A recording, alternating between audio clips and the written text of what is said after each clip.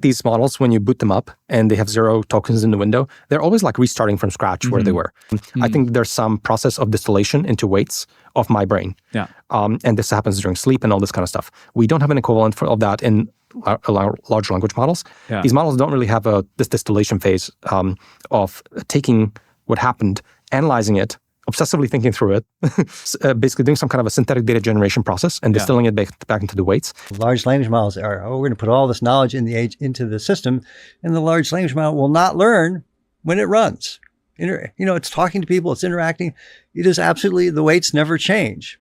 I am not the weird one. It's you guys that are the weird one that think that that's possible, that you could possibly, they claim they can like a PhD level experience and expertise out of something that doesn't learn at all anymore. I'm not the weird one. I don't think that you could take an existing model and say, I'm going to just start updating it with these algorithms, because these algorithms meta learn how to learn. So really you have to say, I'm going to learn from scratch. So let's say learn a new foundation model, but I'm going to learn with these new algorithms. These new algorithms, in addition to learning the knowledge, they're also going to learn how to learn future things. So they're learning 2 things at the same time.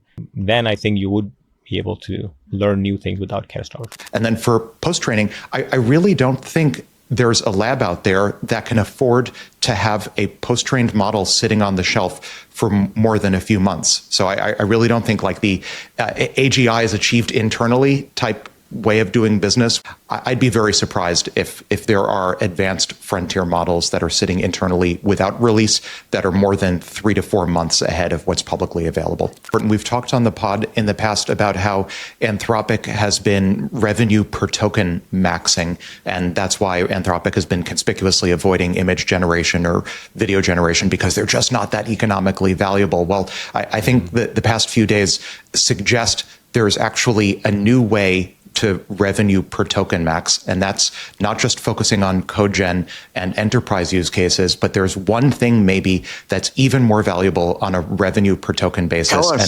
And that is using the models to recursively self-improve to develop better models is a higher future projected value. I do think the flops must flow, and the flops want to flow to the highest revenue per token use case. Yeah. And right now that's starting to look like RSI and not just enterprise codegen. Alex said this a while ago, but everyone in the office is noticing a significant decline in the intelligence of the frontier models that they're pumping out. And it's not showing up in the metrics. They're definitely redirecting compute to internal use, and it's showing up in latency. It's showing up in responses that don't make as much sense as they did 3 weeks ago. So there's definitely things going on there that are not being announced. But now the scale is so big. Like, is the belief really that, oh, it's so big, but if you had 100x more, everything would be so different? Like, it would be different for sure. But like, is the belief that if you just 100x the scale, everything would be transformed? I don't think that's true. So it's back to the age of research again, just with big computers.